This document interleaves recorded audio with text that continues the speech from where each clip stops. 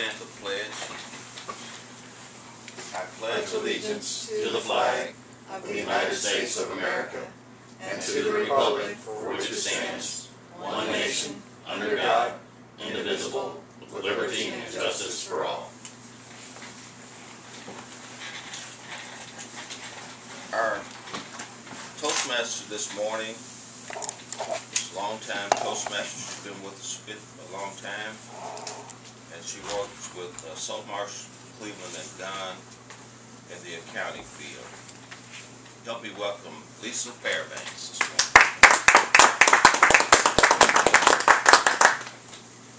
Good morning, fellow Toastmasters. Good morning. Honored guests. Thank you so much for being here. First thing to get the meeting going, we'd like to go through our roles and make sure we have all our roles fulfilled. First of all, let's go through table topics. We're going to have Chris do our table topics. Would you like to describe what table topics does? Surely, absolutely. Hi, my name is Chris Fleming. I am in control of table topics today, and my goal is to work with you on impromptu speaking, and just this elevator speech very quickly on thinking on your feet.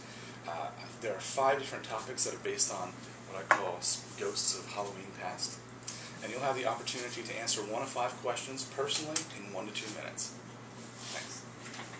Thank you so much for that, Chris. And another role we have is General Evaluator. Today Lydia is going to be our General Evaluator. Good morning. Good morning. I'm Lydia. I have the pleasure of serving today as General Evaluator. I evaluate anything and everything that takes place throughout this meeting. I take notes on everything that happens, or doesn't but should. In the evaluation phase of the meeting, I introduce each evaluator and see who will say our first, second, third evaluator is. She will be evaluating the speech of, and I call on reports from the timer, the awe counter, and the grammarian. I wrap up the evaluation phase by giving my general evaluation of the meeting using notes that I take throughout the meeting. And thereafter, I return control of the meeting to the Toastmaster. Okay, thank you so much, Lydia. Another role is the evaluator. Deb, would you tell us what the evaluator does? Yes, it's my job as evaluator to evaluate the speaker's speech and give my impressions of it. I am going to give comments to help improve upon the speech, and as well as what they did very well. And so basically the term is glow and grow. When I'm introduced to the lectern by the general evaluator, I will come up and spend 2 to 3 minutes giving my impression of Mark's speech today. Okay, thank you so much for that, Deb. We have the timer role open. Mike, would you mind being the timer? I would be happy to. Sure. Okay. That would be great. Okay. Mark, I'll trade places with you, or just scoot I'll over. just scoot over. Okay. You'll be telling us what the timer does for us at our meetings. As the timer, I'm responsible for keeping track of the time. Prepared speeches are generally 5 to 7 minutes. Mark, yours is about that? 4 to 6. 4 to 6 minutes. This is our timer device, and then the green light will come on at 4 minutes, the yellow light at 5, and the red light at 6. Table topic speeches last from 1 to 2 minutes. Green light will come on at 1 minute, the yellow light at 1 minute 30 seconds, and the red light will come on at 2 minutes. And if you don't stop talking about 2 minutes, we'll encourage you to leave.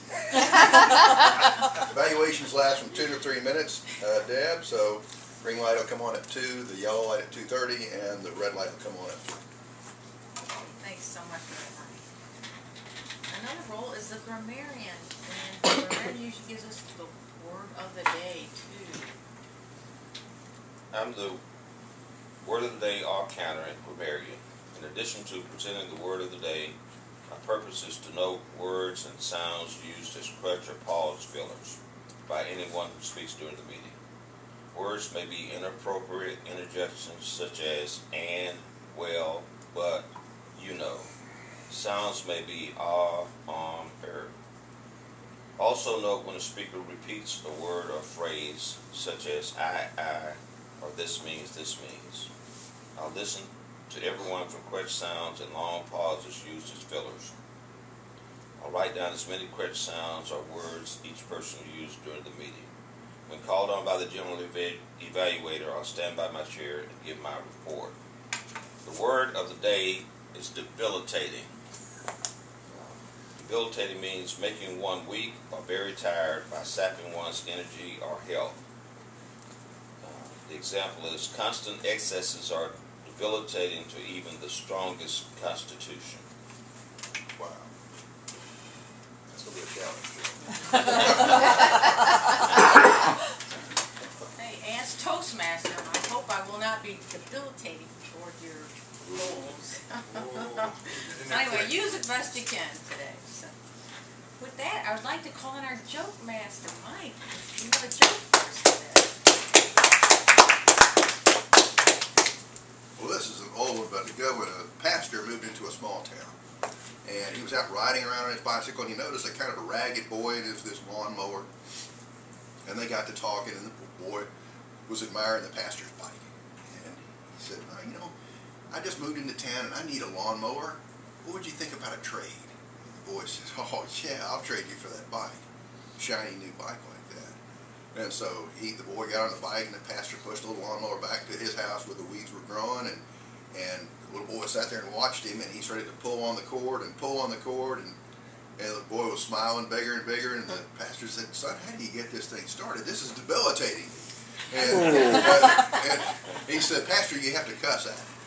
And he said, young man, I'm a man of God, and cussing is not in my vocabulary. In fact, I haven't cussed in so long, I don't even know if I'd know how to do it. And the young boy said, you keep pulling that cord, it'll come back to you.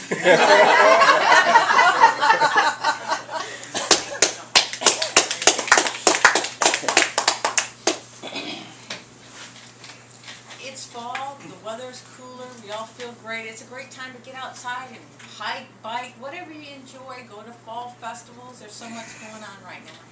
Another great thing to do in the fall when you're feeling good is to set your goals. When I first joined Toastmasters, I had a real fear of public speaking. Before a presentation, my heart would pound and my hands would be all clammy and sweaty, and my stomach would feel like it'd be upset and nervous. I would be really nervous. I mean, that happened 2 weeks before the presentation. But with the help of Toastmasters, the support you get, the great critical feedback you get, I was able to overcome that. And now I'd like to introduce our speaker for today, and he's going to talk a little bit about his goals. He spent 20 years in the Navy and was the avionics lead instructor before he moved to the civilian workforce. During his time as instructor, he trained over 2,000 sailors and Marines straight out of boot camp. Now he develops training for other instructors, but missed the feedback of speaking before live audiences. So 2 years ago, he joined Toastmasters. Most of his speeches have focused on helping people become more successful, and today's speech is one of many is developed in that genre. Please help me welcome Mark, the Sharp Guy Von Hunt.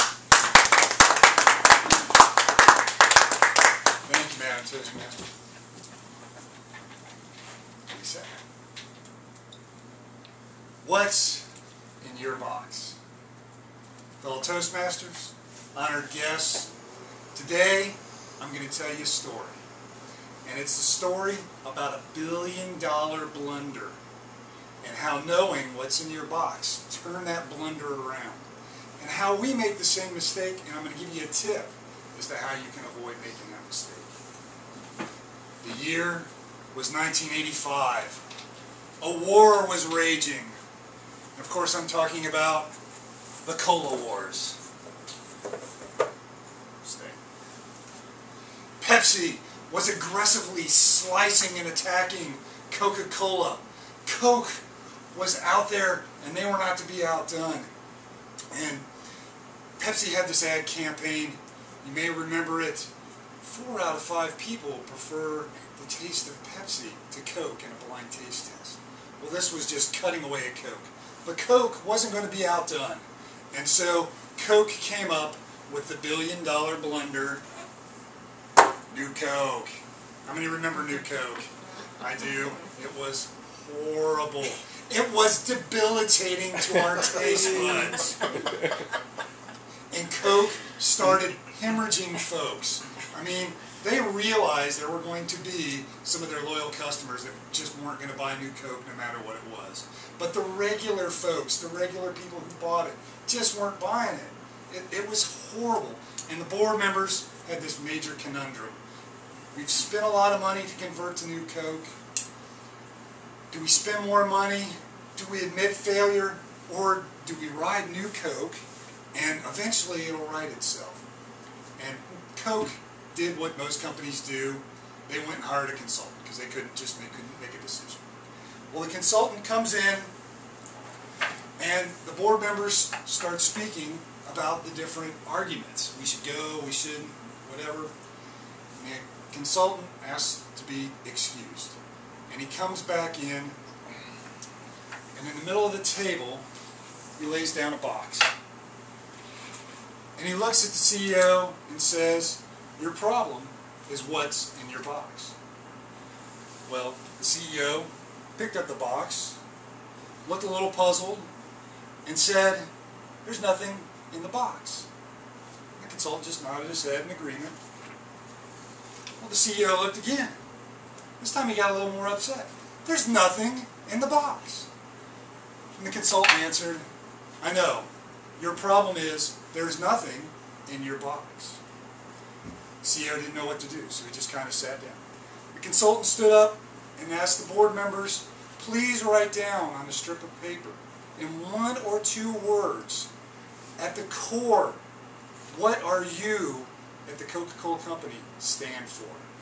What is your core?" Well, after a couple minutes, people came and they put their answer in the box. The consultant picked up the box, tallied up the responses from folks. He looked at the CEO and he said, 10 out of 12 people believe tradition is the core of the Coca-Cola bottling company. Now that you know what's in your box, do I need to tell you what your next step is? And of course the rest is history. They turned it around, classic Coke came out, and today Coca-Cola is a thriving business. You see, we do the same thing. We allow people to put things in our box. We say, "Oh, you need to do this, and you need to do this." And then we see other things that are going on around us. "Oh, I want to be like that person." And we run around and we start doing all kinds of different things, and before long, our box is empty. Our box becomes empty. So now, I have that tip for you to help you avoid the empty box blunder. As you can see, all around the table, and mine just got crushed by a book, are these little Japanese star boxes. And what I challenge you to do is sometime in the not too distant future, take a few minutes and write down in 1 or 2 words what is your core. Just like the consultant asked the board members of Coke, what do you stand for? What is your core value? And then you place it in the box. And then you put the box somewhere where you see it frequently, so it's always reminding you what's at your core. Because when you remember what's at your core and you have a decision to make, your decision is going to be obvious. So in conclusion, companies make billion-dollar blunders all the time, and so do we. But when you know, you will know what the best decision for you is when you know what's in your box. I'm Toastmaster.